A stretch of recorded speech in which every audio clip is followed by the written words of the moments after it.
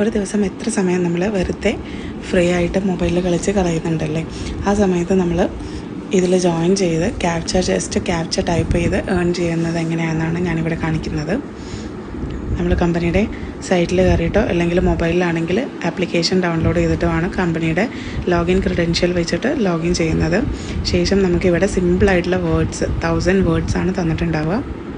ഈ 1000 words complete ചെയ്യുന്ന സമയത്ത് നമ്മുടെ വാലറ്റിലോട്ട് 100 rupees ക്രെഡിറ്റ് ആവും.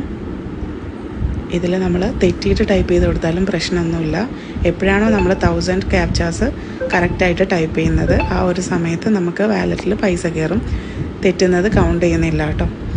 അതുപോലെ തന്നെ ഓരോന്ന് അടിക്കുന്നതിനനുസരിച്ച് റൈറ്റ് സൈഡിൽ നമ്മുടെ റിമൈനിങ് ആയിട്ടുള്ള ക്യാപ്ച അക്കൗണ്ട് കുറഞ്ഞുകൊണ്ടിരിക്കും.